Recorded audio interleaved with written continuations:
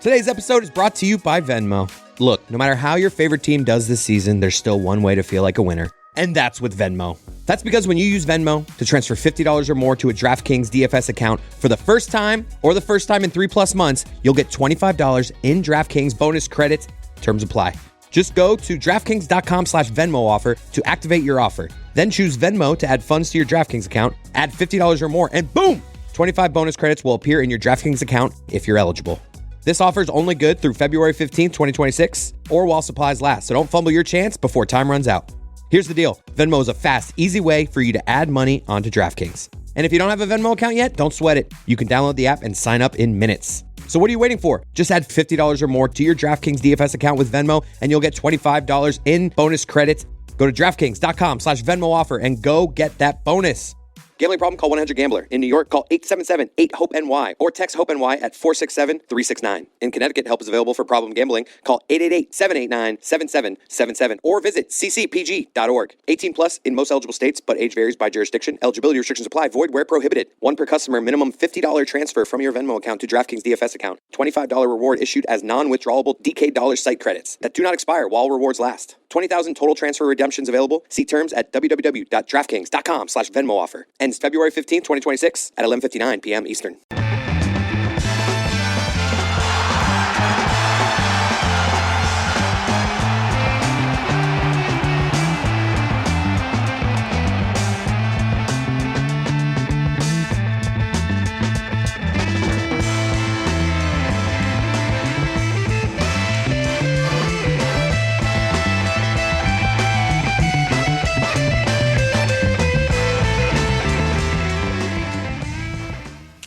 Hi and hello and happy holidays, my fellow football Americans. Welcome to NFL Week 17. Welcome to round 2 of the college football playoff.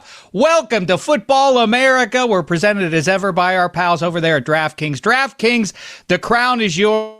Merry Christmas belatedly. There's nothing worse, though, than somebody who wishes you Merry Christmas or any evident holiday as soon as the holiday has come and gone. And here, it's still happy holidays time because we still have the New Year's celebration. But there's nothing worse than seeing a commercial for Christmas the day after Christmas. We're 364 days away from it. I don't want to get Scroogey right out of the gate, though. We have to get you right for NFL Week 17 at minimum. If we have time, we'll talk about round 2. The U in Ohio State is the first one up in round 2 of the college football playoff. Travis Kelce's career appears to be nearing an end. Bo Nix and those Denver Broncos just getting started. So, too, is Caleb Williams and Drake May, and we have to talk about all of those cats. Lamar Jackson may or may not be out there. It's tracking that he is not going to be out there in Lambeau on Saturday night. Critical for the AFC North. DK Metcalf, we know, is not going to be out there in Cleveland on Sunday. We'll see how relevant that is based on what happens in that game between the Packers and Ravens. Much hash to be settled. We have Jonathan Zaslow on the way. As a matter of fact, I think he's showing up as we speak here very quickly. Happy holidays to you, Gino Fuentes. I like the spirit of it, fella. You're boozing already, as you should be here on the day after Christmas. Good for you. What are you drinking, friend? Bailey's and coffee. Okay. I should get me one of them. I should be bending the elbow along with you. There's Soup Campbell up there. Where are you? The Pacific Northwest somewhere, right? We're in Portland? the Pacific Northwest. Yeah, we're in the Coast Range of Oregon right now. You've been listening to him, I hope, the last 24, 48 hours. He has not taken off a second for the holidays, it seems. Jonathan Zaslow's show 2.0 is rolling. You know him, obviously. On the Batard show and all over ESPN. That's what he was doing. I think you just left doing that to join us here. It's Jonathan Zaslow. What's the poop, fella? How are you? Hello, Dave. I'm good. Merry Christmas. Happy holidays to everyone. Good to see you guys. I'm glad to hang out and talk some football. It's a pleasure. You know, the Super Bowl kicks off in, I don't know what, like 6 weeks, 7 weeks from now. And then everybody always does the thing when they refer to the Academy Awards. They're like, this is the Super Bowl of movies. But I think Christmas is the Super Bowl of society, right? So it's like there's a letdown today because society just had its whole Super Bowl celebration. Mine was pretty good. I hope yours was too, Zaz. You were working for most of it. Yeah, I mean, you don't really honor in your home the Christmas holiday, do you? We don't honor the Christmas holiday. It does not get any honor in the Zaslow mansion. We celebrate 8 crazy nights of Hanukkah, and as a result, since we don't honor the Christmas holiday, I have to pay that Jewish tax. The Jewish tax is I had to work 5 hours on Christmas last night on ESPN Radio. I have to cover for all my Christmas celebrating brethren and coworkers. That's called the Jewish tax. So we were celebrating Christmas on the network last night. Did you eat well? Did I eat well? Did you do Chinese food? I mean, talk about the Jewish tradition on Christmas. That is it. Yeah, I had I had falafel. All right, you know what falafel is? That is not a normal Christmas meal, but we had some great falafel in the Zaslow Mansion fridge, and I decided, you know what? Let's get after it. So we had falafel and pita. You put some of that tzatziki sauce on it. That's a great meal. All right, we have a lot of games we have to dig in on, Zaz, Week 17, critical ones at that. A lot of people are lamenting that there aren't some great races at the bottom chunk of both conferences to see who can sneak in for that 7 seed. More important, though, is who gets the 1 seed, and those races are active and ongoing, and so we're going to make our picks there. I want to tell you this. Mine was a pretty magical Christmas. We went, and on the 22nd, we went, because the weather allowed for it out here in Southern California, we went and rode the coasters at Six Flags, and look who I found on the bench sitting next to me. We were waiting. The little ones were doing some kiddie rides, and we were just hanging out on the bench, and look who came along and sat next to me.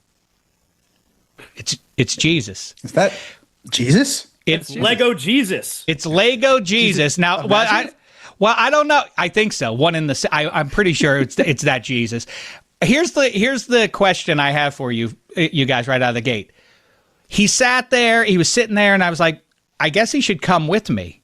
Yeah. Was it wrong for me to take him off the amusement park bench, or was that theft? I got a question for you, my fellow football Americans. If you walked into a stash house and found $20 million, how much would you steal? That's the question Matt Damon and Ben Affleck, both of whom I've heard of, and you probably have too. They have to answer it in Netflix's new movie, The Rip. They play a team of Miami cops alongside Teyana Taylor, worth the price of admission for me after seeing her in one battle after another. Dynamite, plus Stephen Yeun and Catalina Sandino Moreno and Kyle Chandler and Sasha Kaye, all trying to decide, are they the good guys or the bad guys? This movie is an edge-of-your-seat thrill ride the entire time, keeping you guessing till the very end. Don't miss The Rip, only on Netflix on January 16th. Ho, ho, ho, hi, and hello, my fellow football Americans. We have officially arrived at the holiday season, and you know what that means. It's Dave saying ho, ho, ho. Also, family, food, and football. The holidays aren't about stuffy get-togethers, dinner parties, or work parties you have to be at. They're about those unexpected side quests and spending time with the ones you love, and if you're lucky enough, doing so at a bowl game. I'm going to the Rose Bowl this year to watch my Indiana Hoosiers. Tis Miller time. Tis, always a great indicator that it's the holiday season. Miller is the original light beer. It's the taste you can depend on and has been trusted by beer lovers everywhere for 50 years, thanks to its clean finish, simple ingredients, and iconic golden color. And this year, there's another holiday we're celebrating.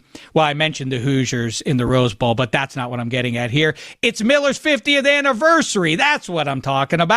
And with only 96 calories and 3.2 carbs per 12 ounces, it's a great choice to let loose without weighing you down like all that food will. The best holiday beers are the ones you don't expect. Miller Lite, great taste, 96 calories. Go to MillerLite.com/FBA to find delivery options near you if you want to stay at home, or you can head out among the people and you can pick up some Miller Lite pretty much anywhere they sell beer. Tis Miller time. See? Tis. And please, always remember to celebrate responsibly. Miller Brewing Company, Milwaukee, Wisconsin. Tis 96 calories and 3.2 carbs per 12 ounces. Hi and hello, my fellow football Americans. Your old pal Dave here. Let me tell you, when my first daughter was born, everything changed. And it was doubly so when my son came around. Then I had a third kid.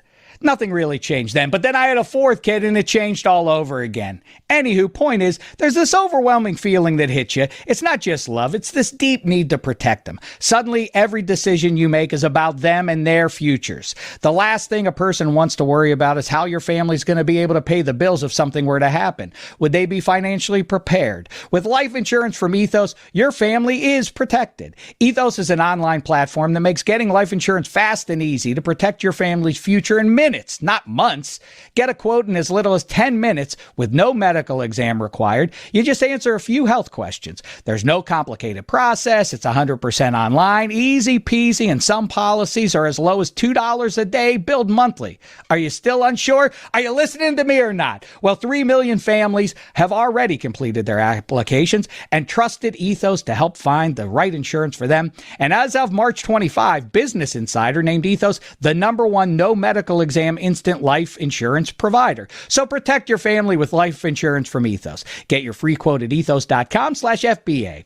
That's ETHOS.com/FBA. Application times may vary. Rates may vary. Sample rate is for a 10-year term life policy for 35-year-old healthy, non-smoking male. No answers. Someone there left them for you to take. That's how I take it. That was just the first of my celebrity sightings around Christmas. I also was out shopping a couple of days ago and saw in the same mall at the same time within the span of like 90 seconds, I saw Breckin Meyer, the skateboarder kid from Clueless. And then I saw lead singer of Kiss, Paul Stanley. Really? Yeah. Whoa. Yeah. And then on Christmas Eve, I saw out and about doing some shopping, John C. Reilly. Which is the best sighting? Jonathan Zaslow. Well, I mean, it's definitely, no offense, Breckin Meyer. It's not Breckin Meyer, okay? I don't know if I would recognize Breckin Meyer these days. John C. Reilly's a pretty good one. I think I go John C. Reilly. I told him, listen, it's the holidays. I'm not one to get in the way of celebrities when they're out and about in the wild, but I did make an exception, and I said, "You're the best, man." I said, "You're the best. Merry Christmas to you." That's it. That I didn't think that was a violation of his time too much.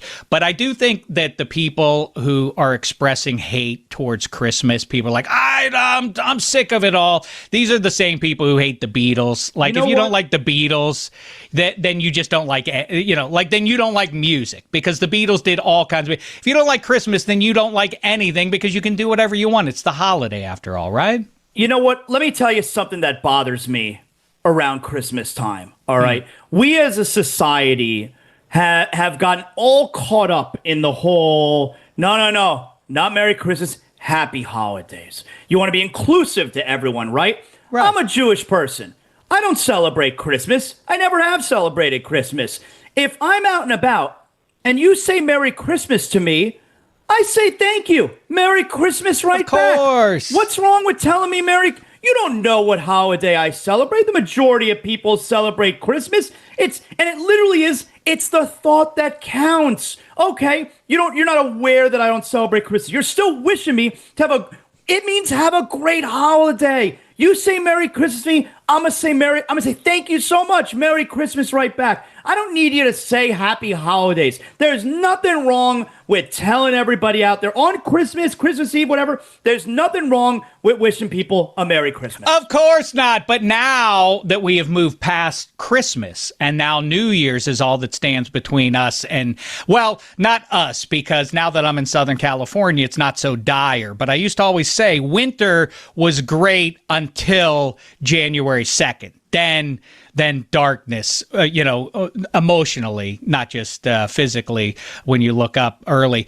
But now it's Happy Holidays, because Christmas is in the rear view mirror. So now we got to go Happy Holidays for the next few days here.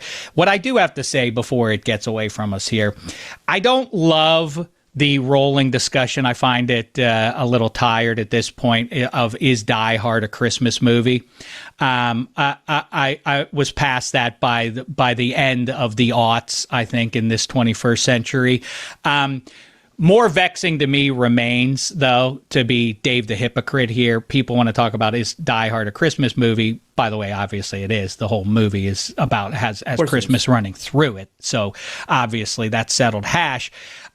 So too is this, but I have to bellyache about it once again. We threw on Zaz. You have the little ones at home. Did you watch Santa Claus is Coming to Town when they were still little? You know, it's the origin story of Santa with the red beard and everything. That stuff's not appointment television, again, because Christmas doesn't get honored in the Zaslow Mansion. But we've seen all of that stuff, you know, like Christmas Story, of course. What a movie. So, Dave, it's not any kind of tradition, but yeah, we've seen all the Santa Claus, all the Christmas stuff, sure. Well, that's good. That's a good movie.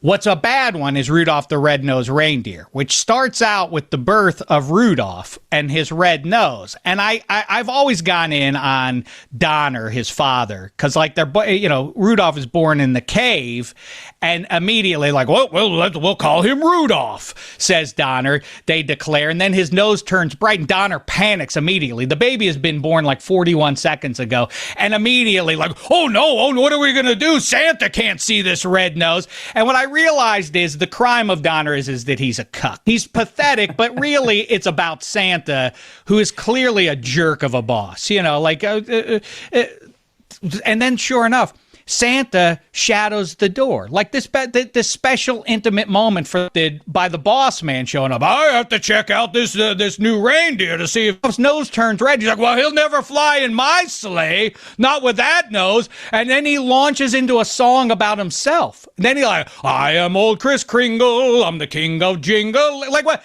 Hey, we're trying to celebrate the birth of our first child, Fats. What are you doing? And denouncing him. And then, what is it any wonder that all the other kids wouldn't let him play their reindeer games? Not after the big guy was bellyaching about him a minute into his life. Of course, the children are in Santa. And now the whole story plays out, and now it's a bad night out on Christmas night. And now what are we going to do? I just wish Rudolph would have said, screw. You shouldn't have mouthed off to me when you did, but what's done is done, and now Christmas is canceled for everybody. So Donner moves down in the rankings, and Santa is number one on the biggest jerk of Christmas 2025. How say you, Zaz? I mean, you put up a legitimate argument there, you know, but Hans Gruber. I mean, number one. Hans Gruber, number one worst guy on Christmas. I mean, come on, you know.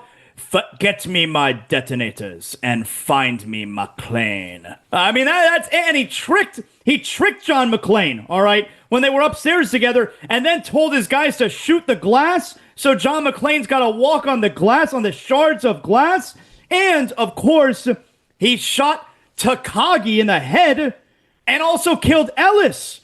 I mean, Ellis was just trying to have a great Christmas party. Don't let Ellis off the hook. Ellis off the hook. I mean, you know, a little bit of yayo under the nose when John McClane arrived. All right, he's just trying to have a good time. But I hear you. You don't want to let Ellis off the hook. I get it. But why is Takagi so? Here's a good question. Why is Takagi so cool with Ellis, though? Like, I mean, Takagi's running the ship here. It's true. And his right-hand man is a cokehead. And, like, because McClane says to him, you missed the spot. Takagi's standing right there. And he hears the whole thing. Takagi doesn't care? You're cool with this? That this is the face? Because clearly that's how Ellis perceives himself. Yep. He is the face of Takagi Tech, Industries, whatever. By the way, next time you watch it, which I guess won't be until next Christmas time, everybody within the sound of my voice, take note, Takagi is I assume he was the architect of the facility that was under construction that he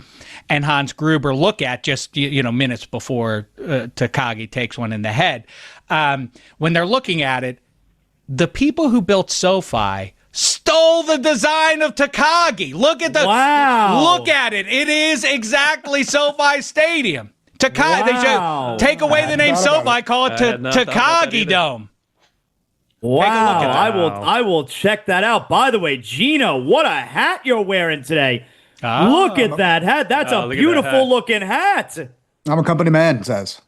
Excellent. But first things first, Lamar Jackson, like I said, doubtful for Saturday night. Now some soap opera drama now making the pages in Baltimore and beyond. Lamar and John Harbaugh tracking towards a divorce. There's some whispers now loud. Now people just saying it out loud. Lamar isn't trying hard enough. He spends too much time playing video games late into the night. The Ravens are changing practice schedules to accommodate Lamar. They're scheduling him later in the afternoon. Like we've talked about here on the show, it does feel to me that Lamar is in need of that Michael Jordan, Kobe Bryant mid-career adjustment to his style of play. The results are in. He is a spectacular talent. The Ravens are generally pretty good so long as he's in the lineup. The issue, number one, is he's not in the lineup as consistently as he needs to be.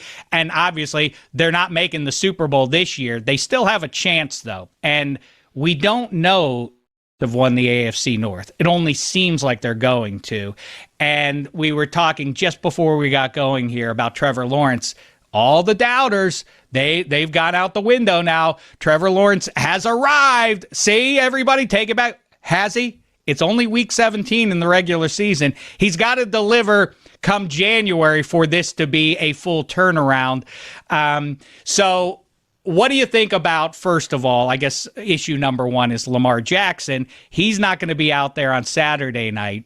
And then DK Metcalf's not going to be out there on Sunday for the Steelers. I'm throwing a lot at you here. I guess let's jump right to the end here with the DK Metcalf thing, because I think that's maybe the biggest story going right now is fan rights versus player rights are, touching a fan.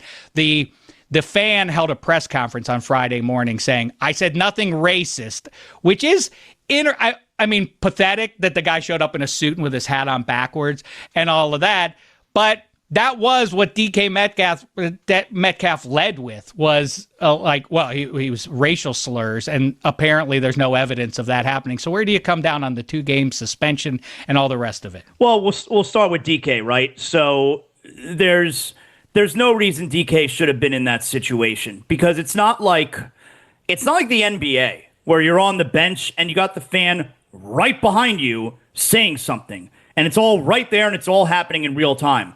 You're DK Metcalf, you're a player on an NFL sideline. You have to make a real effort to go over and have an interaction with a fan who is sitting in the stands, even if they're in the front row. There's no reason for DK Metcalf to be anywhere near the fan, especially once he hears that the fan is saying stupid stuff. Like, hey, the NBA player loves telling security and kicking fans out of the building. Like, DK, if this guy is actually saying the things that you're saying he's saying, and if he's been accused of stalking you in the past when you were in Seattle, hey, go tell the security. They'll get rid of him immediately. There's no reason that he needed to be anywhere near that fan. So I think DK got lucky that it was just 2 games. Heck, if there were 4 games left in the season, maybe he would have gotten 4 games instead of 2 games, So I think he's lucky that he got just the 2 games. Well, here's the other thing, Zaz. The part that people are skipping right past is the Steelers got lucky because had the on-field refs seen that in real time, they would have tossed DK Metcalf. You can't be touching fans during the game. He would have gotten yanked right there. I think for the people arguing 2 games is too severe, which I agree with. It's too many, but I think it's sort of the opposite of the Jalen Carter thing that started this season when he spit on, who did he spit on? Dak Prescott. Man. Yeah. Sheesh, boy, long time ago since the football season started. But yes, Jalen Carter, they said like time served. Yeah. He got kicked out of that game, so that's kind of like suspending him for a game. And I think that's why DK Metcalf got 2 games, not 1, because they should have kicked them out, and they understand that they missed it in real time.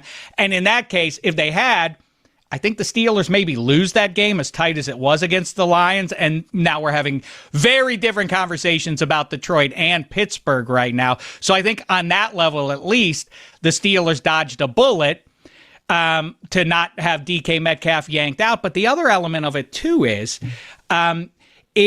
the whole premise of the reason the Steelers had to get away from George Pickens was because he wasn't behaving himself in game and otherwise. I mean, if this does lead to, listen, if Snoop Huntley and company lose in Lambeau, it's all moot.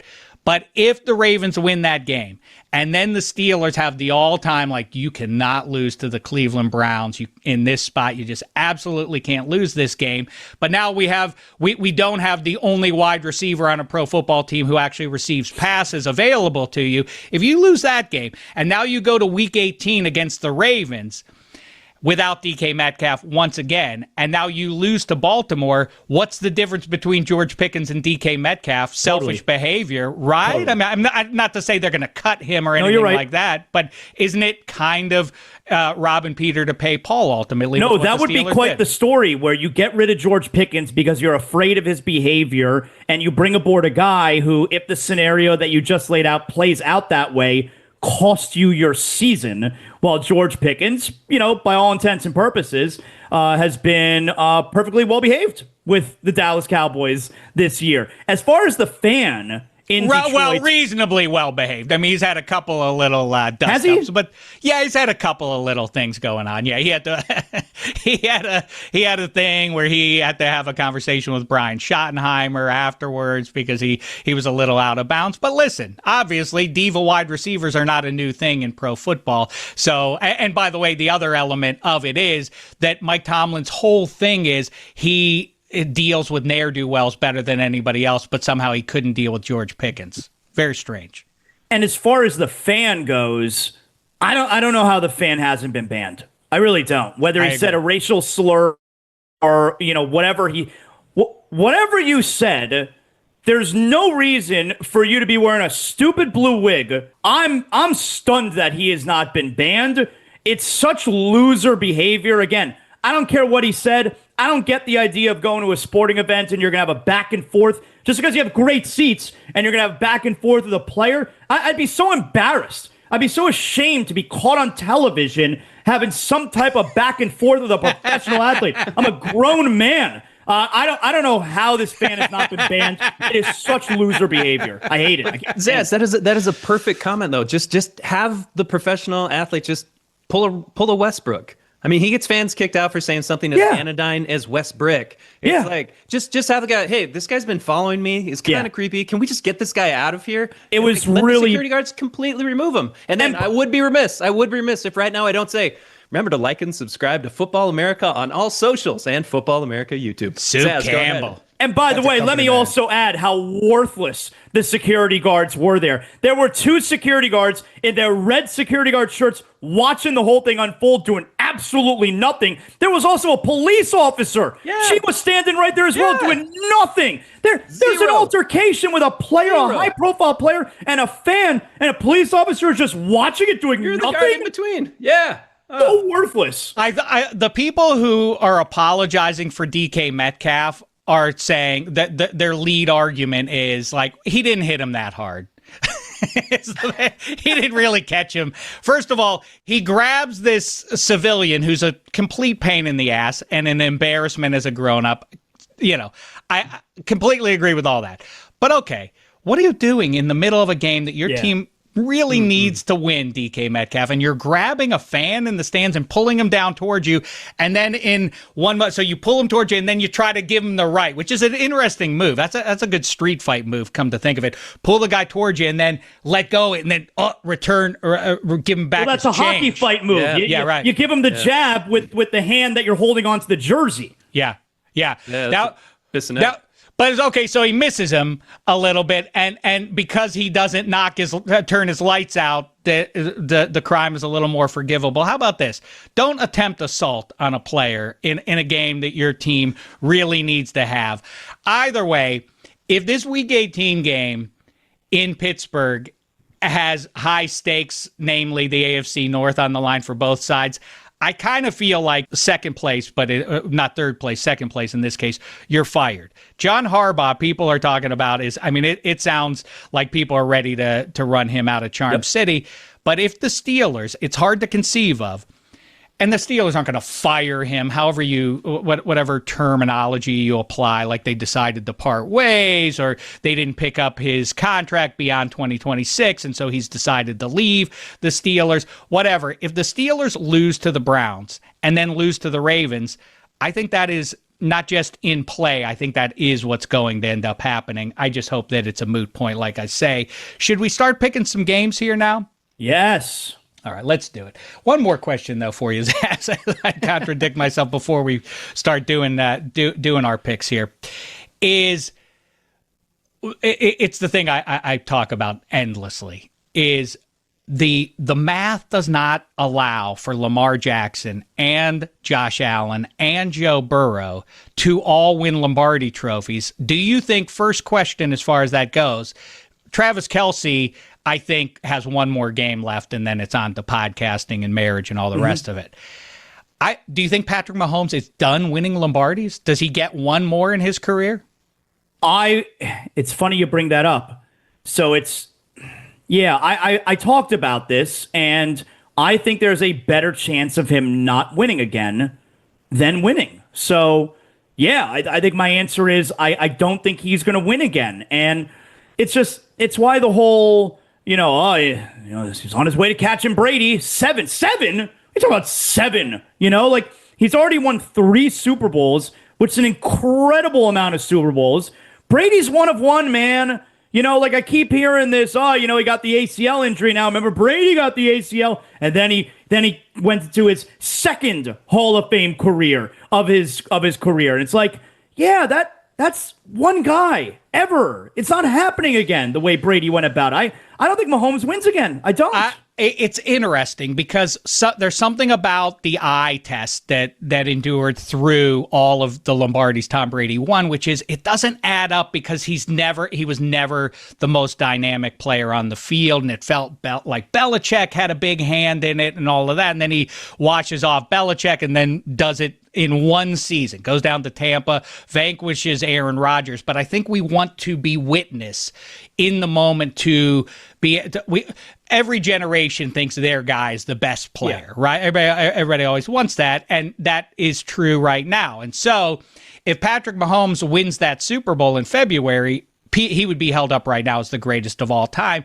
And I also think if somehow Aaron Rodgers ran the table, I don't think he's going to, but if he did and won the Super Bowl somehow, he would then ascend in the rankings to like the second or third best quarterback in the history of people as well. We're desperate to apply those stakes to everyone's career. The issue is, Fat Phil Rivers is he's a great story right now, but he's also a harbinger for all these guys in their prime right now, which is, all of you guys are not getting Lombardi trophies. Marino, you talk about one of one, and there was Fran Tarkenton and Jim Kelly, but somehow Dan Marino is by far and away the singular figure of like, boy, sad thing. For all of his greatness, he never got that one Lombardi. Guess what? That's going to be true for Lamar Jackson and or Josh Allen and or Joe Burrow. Do you think C.J. Stroud's never getting one? Brock Purdy, Trevor Lawrence? What about if Matthew Stafford does it? That's one less Lombardi than all those names I just ran off for you have available to them. It's going to be really weird, bottom line, in about a decade from now, how many of these guys you say, oh, you got to give him a gold jacket. Are we still going to be singing that song if these guys don't get Lombardis? I think that is the cut line for how everybody can't make the Hall of Fame.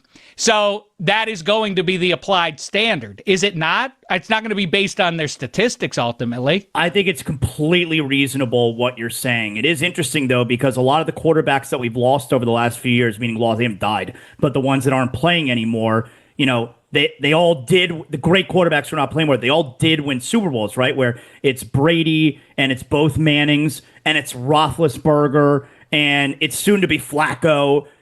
These guys, they're Breeze. These guys' careers ended, but they all won. Rivers now came back. He was one of them who didn't win, but he came back. He's not going to win still. So it feels like Rivers is the only one of that group of this past generation that did not win anything. But I think you're right. It's too many guys out here that need to win a Super Bowl that just aren't going to be playing long enough to make sure, or at least not going to be in their prime long enough to make sure that they wind up retiring with a Super Bowl. And even just Jackson, Allen, Burrow, my guess would be at least 2 of those 3 end their careers without a Super Bowl win. It's wild, and the guy we also didn't mention yet is Justin Herbert. He's another character who I think people sort of said, well, eventually he'll get one. The math does not math out Drake for May all now? these guys. Right.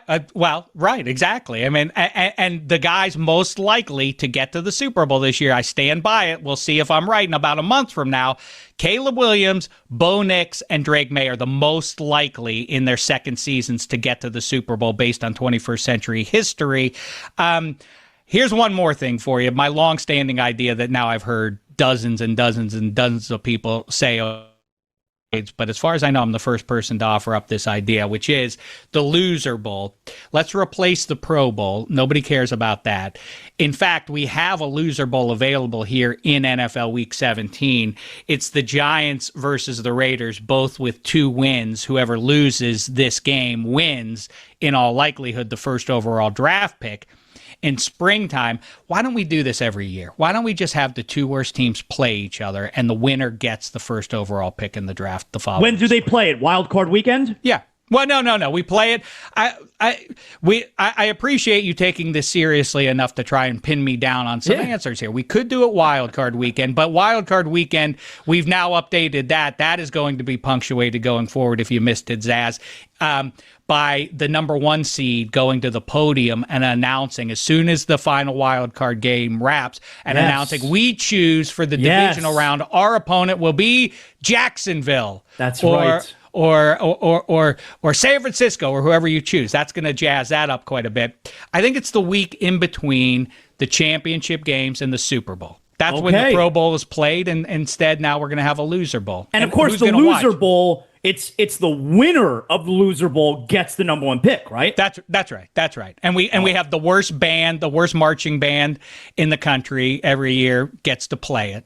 And who's the halftime show? It's Creed. Like Nickelback or Creed or the halftime show. Right. They do a super group. Yeah, they super group it, something like that. They play it out on a burnt out junior high field like they deserve. This is going to be a great idea once we get it. In the meantime, we'll have to. Hi and hello, my fellow football Americans. The holidays are heating up on Pick 6. You know that. DraftKings' newest fantasy pick'em game. Make your NBA picks for a shot to win big cash prizes this holiday season. Here's how it works. You just choose more or less on 2 or more player stats. The more accurate your picks, the bigger your payout, and the jollier your holiday is. It's the kind of upside you'll only find on Pick 6, not those other pick'em sites. And it's available in most states, including Texas, California, Georgia, and more. So what are you waiting for? Go and download the DraftKings Pick 6 app now and use code Dameshek. New DraftKings customers can play just $5, get $50 in Pick 6 credits with the code Dameshek, Dameshek. Ride the upside in partnership with DraftKings Pick 6. The crown is yours to make do with Raiders and Giants. But let's jump in now, shall we, to these Week 17 games. And Eagles, Bills, we'll start there. It is the NFL countdown, the most consequential games, who's going to win them, and by how much. Eagles, Bills, home team Buffalo laying 1.5 points, 43.5 is the total. Zaz, how do you think this one plays out? Yeah, I'm not trusting the Eagles right about now. The Bills still have a lot to play for. Yes, they're still alive for the division, but they really want to jump from 6 to 5 in the AFC wild card, because that's a major difference. It's the difference between playing potentially at Jacksonville or potentially playing at Pittsburgh. So the Bills desperately want to wind up jumping up to a number 5. The Eagles have a ton to play for as well still, but I just don't trust this Eagles team right now on the road in this spot. I like Buffalo minus 1.5 points. I'm going the exact opposite of you. I'm going Philly 31-27 to be exact about it. The Eagles have somehow, with the rolling football conversation that we're a part of and love to perpetuate, somehow in this long NFL season, the reigning champs have slipped through the cracks and everybody is ignoring them. They are a viable candidate to get to the Super Bowl once again this year. Take a look at the NFC. They are going to have a tough putt to get there because obviously, almost certainly, they're going to have to win 3 games, 2 road games to get there and all of that. But I do think against this Bills defense, there's a chance to get further right with Jalen Hurts and company. And I do think, I disagree with you that I don't like this Eagles team right now. I do think there are hints that they're starting to turn it around ever so slightly. And the Bills are just completely suspended into a space that they otherwise would not occupy were it not for their superhero quarterback. He's got a bum foot. That all adds up to Philadelphia winning this one for me. And what your larger point is, it's fascinating that the 5 seed, whoever that is going to be favored in Pittsburgh or Baltimore. Right? I mean, like whoever that is, Chargers, Bills, Texans, maybe the Jags, probably not, but whoever that is going to be the favored team playing the AFC North champ. I would imagine Buffalo would be favored by a touchdown in that game. Wow. I mean, I could see them favored by 6 points. I mean, that stands to reason given the hammering they put on the Steelers. But again, that's not settled hash yet. Speaking of which, Steelers at their ancient, not rival, whatever word you want to apply here, hammer v nail, typically. Browns +3 at the time of this recording, which is a slap in the face to the Steelers that they're only catching 3 against Shador and company. 34.5 is your total. Again, this is a pro football game, everybody. 34.5 is your total. How say you, Zaz? It's, with such a low total, you would like to take the points, all right? I mean, it's not going to be a ton of points scored, so you don't want to bet on there being a lot of separation. But, man, like, I have to trust that the Steelers come through in this big spot. You're at the Browns. I understand the Browns have a great defense. Myles Garrett, he's still chasing the sack record. I have to believe Pittsburgh does what needs to be done. I'll take the Steelers -3 on the road.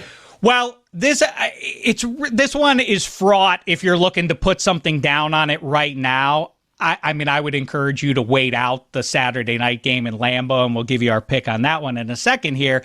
But if the Packers take care of Baltimore for the Steelers, then it's likely Mason Rudolph under center, and that means Myles Garrett breaking the sack record against the guy he tried to murder in front of the nation. Oh, yes! Assault! Yeah. I mean, he swung a helmet at him, and people want to talk about, like, you're a little histrionic, Dave. If that helmet had hit that guy in a bare head, like, I mean, maybe not dead, whatever, like, if the NFL dodged such a bullet on that one. Imagine if Myles Garrett, one of the biggest stars in the league, just cracked open a quarterback's head for him. Cracked open. I know this is grim stuff the day after Christmas, but that's what Myles Garrett did. But imagine the completion of that circle. Somehow that's not justice served. That's a great storyline. I'm rooting for that now, Dave. Not the head being cracked open part, but Myles Garrett trying to get the record against Mason Rudolph. I'm into that storyline. Yes, I hope Mason Rudolph has enough dignity to, if Myles Garrett gets close to him, to take off Myles Garrett's helmet and hit him in the head with it. Then that would complete the circle. Tough game to pick in the here and now, if it does come down to it, with all the marbles, because the one thing Pittsburgh does not want is to have to beat Baltimore again in a must-win to win the division. It's not exactly, I talk about the curse of supposed to, Zaz, that when you're the team that's supposed to win, that applies extra pressure to you. Without the DK Metcalf, I don't even know that you would rightly say, well, the Steelers obviously are they're obviously supposed to win this game. Yeah. I don't know. I mean, they don't have wide receivers who catch passes besides DK Metcalf. And like we say, he's not going to be on the field there. So let's just hope, if you're rooting for black and gold in week 17, that the Packers take care of business. That's the main event for you. Jags, Colts, Fat Phil Rivers and company, underdogs, +6.5, 48.5 against the rising Jacksonville Jaguars. How say you, Zaz? I've watched every snap of the Colts the last 2 weeks. I love this Phillip Rivers story. I love watching him out there. Old man Rivers trying his hardest to throw the ball down the field, just duck after duck. I think the Colts, I think this is a live home dog. I do. I know it could be shocking to people. I think Phillip Rivers, I think he could pull out a win, not just covering here. So give me the Colts +6 at home.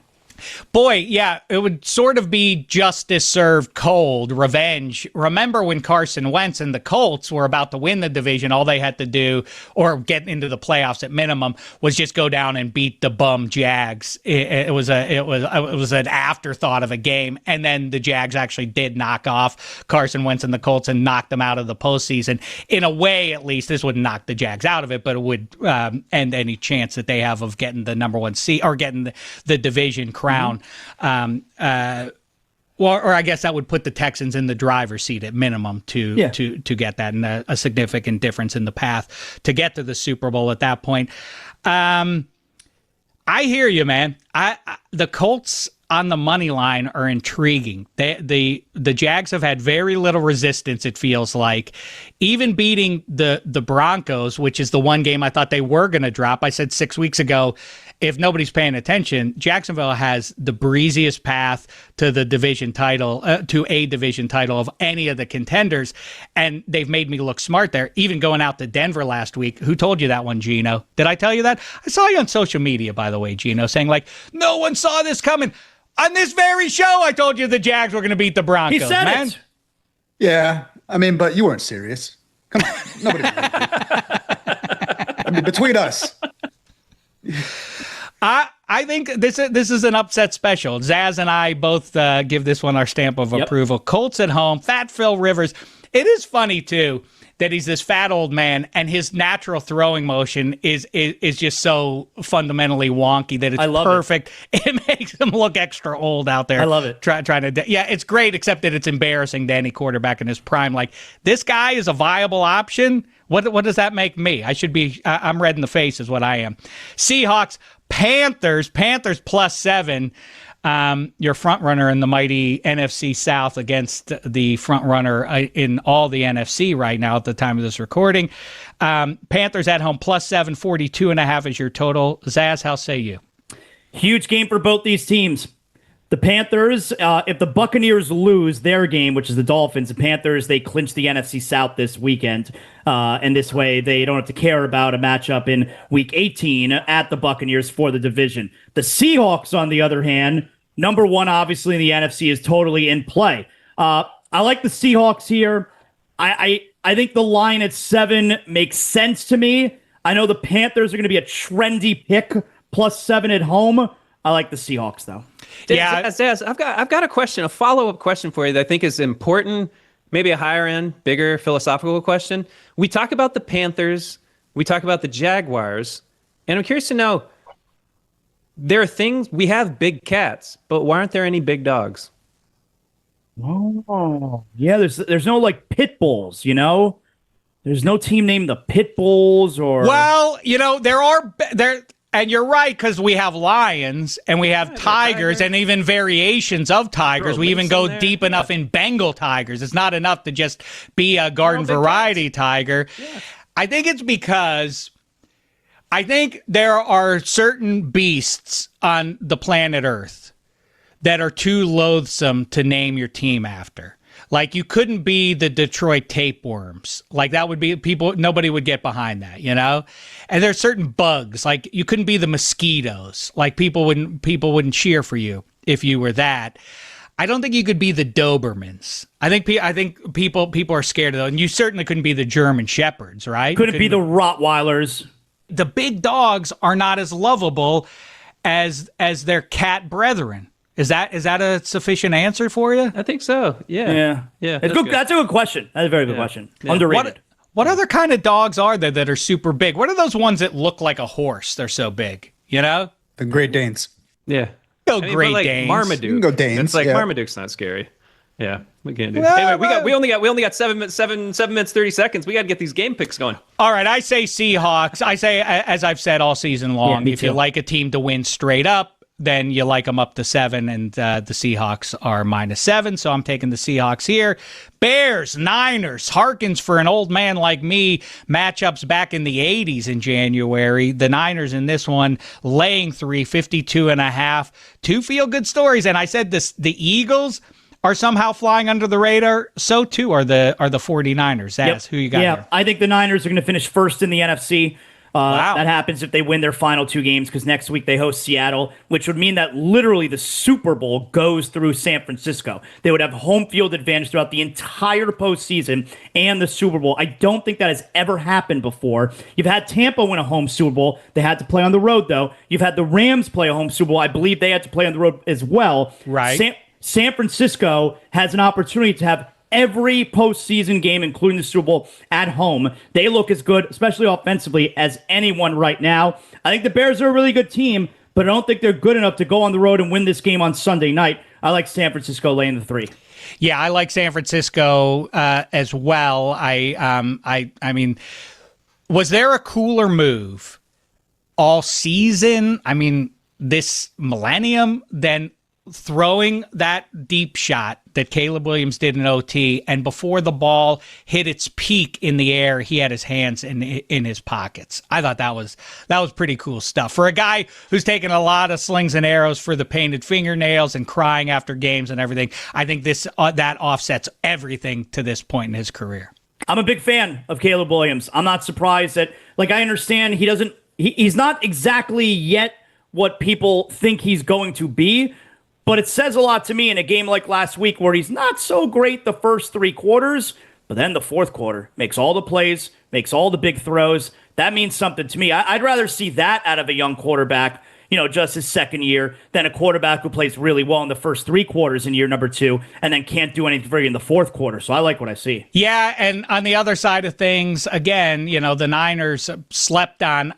I announced that I was off of the Niners as my NFC representative in Super Bowl 60 when Nick Bosa got hurt, and then Fred Warner got hurt on top of it, and I thought, well, that's it for that team. How far can they really take this thing? And Bob Saleh still somehow has that defense, keeping its head above water. And as you say, Kyle Shanahan once again proving that he can make everyone this side of Trey Lance work. I wonder what it means for Mac Jones in 2026 if he has some people trying to figure out how to get him onto their roster. I mean, and Sam Darnold, same thing, learning at the knee of KOC last year, and Danny Dimes until he got hurt. Man, you get around these QB whisperers. I think, again, like we've talked about previously, Zaz, this year, I think that there's a case to be made that the coach is more important than the guy at the trigger. Look at Ben Johnson, what he's done for Caleb Williams in year 2 there. Ravens, Packers laying 4.5 on the Lamar Jackson doubtful news. 40.5 is your total on this one. Jordan Love practicing, but we don't know if he's going to be out there. Malik Willis did look pretty good last week, though. How say you on this one? Yeah, believe it or not, I think the Ravens wind up keeping this game close, even if it's Snoop Huntley. I'm not in love with the Packers right now. I think the Ravens can keep this game close. I don't like them winning it, but again, the total is just 39.5. So you're probably getting a low-scoring game here. So I like having the points in my back pocket. Give me the Ravens plus 4.5. I think the Ravens, the big story was coming off of Sunday Night Football was why didn't they continue to ride Derrick Henry in a game that they would have won had they just continued to ride Derrick Henry. I think they do not make that mistake again here. What we saw from the Packers last week, and I guess they can survive without Micah Parsons. That doesn't mean that that's the end of the story here. They are without their critical defensive piece now going forward. I think the Ravens go in there and get this one and force the Steelers' hand at least to win in Cleveland and maybe take it back to the banks of the Three Rivers for Week 18. Next up, Texans Chargers, another huge one in the AFC. Zaz Chargers laying 1.5, 39.5 is your total. I think this will be one of those rare SoFi games in which there are more fans of the Chargers than the road team here. I don't know how many Texans fans exist out in the wild or certainly in LA. Either way, how say you on this one? I like the Texans, even though it's just 1.5. I like the Texans to win this game. Chargers offensive line a little bit beat up here. This should be a defensive battle, should be a low-scoring game here. Texans are obviously surging of late. I like Houston in this spot. Give me the points. I think the Texans are perhaps, if it's not the Jags, the Texans might be the best team in the AFC. This is the mistake a lot of people keep making. And I hear people, I think it's the talking heads that perpetuate this in the rolling football discussion, which is like, Josh Allen's got to win the Super Bowl this year, right? No, if Lamar's not going to be there and Patrick Mahomes, this is it. That that headline, that storyline has consumed all of the oxygen, and it ignores how good the Broncos are and how good the Patriots are and how good the Texans are. I think the Texans, as I say, are playing the best of anybody in the AFC. Their obstacle is going to be having to win 3 road games unless the Jags stumble somewhere along the way. I think the Texans go in there and take care of this team. That pass rush against a debilitated offensive line, as good a job as Harbaugh and company have done in getting around the lack of those 2 tackles getting injured. I think it catches up with them against this mighty pass rush from the Texans. Texans win this one straight up. And with only a minute to go, Zaz, we don't have to bother with the Rams and Falcons. I think the Rams are going to win that one, right? We're not going to debate that, are we? We're not going to debate that. Okay, so they're going to win that one. And instead, let's talk about Tom Brady. Your thoughts on Tom Brady, because this is another storyline that is in front of me all the time, whether I care about it or not. Spoiler alert, I don't care about it at all. Tom Brady is getting better as a broadcaster. Yeah. How say you? Yeah, I think he is. Great. Yeah, he should. He does it every week. He should get better every. Hold on a second. Are there people out there who think that when you've never done something before, that maybe a year or 2 later, after doing it every single week, you'll be better at the thing you've never done when you first started it? Is that like what we're talking? Yes, of course. Of course he's gotten better, and he's going to probably wind up being pretty good. So, yeah, I'm with you there, man. He's fine, yeah. You started him at the top of the mountain, and he got exposed. But, yes, he's getting a little bit better. One last thing, Zaz, is we do, when you were eating falafel, we do, our tradition on Christmas Eve is breakfast for dinner. You can only have breakfast for dinner for the rest of your life or dinner for breakfast. Which one are you choosing? Oh, breakfast for dinner. Come on. Yeah, like I can't wake up in the morning and have steak and potatoes. Like that's too heavy first thing in the morning. But French toast, pancakes, bagels in the evening. You could stereotype me. I love bagels and lox. I'll have that for dinner, no problem. Delicious, a delicious effort from you, Jonathan Zaslow, Zaslow Show 2.0, Dan Le Batard Show, ESPN Radio, getting you right for college football and beyond. Gino Fuentes, drunk. Look at him. He can barely keep his head up there. Hammered. Soup Campbell going to go make himself some soup or I don't know what. Thanks for joining us here. Remember, subscribe on YouTube and wherever you find your podcast. We appreciate it. We'll be back on the other side of NFL Week 17 to try and make some sense of it for you and get you right for round 2 of the college football playoff. Until then, thanks so much and happy holidays. Not Merry Christmas anymore, but Merry Christmas for yesterday, to Zaslow's earlier point. We'll talk to you soon. Until then, thanks so much, my fellow football Americans. It's been a thin slice of heaven.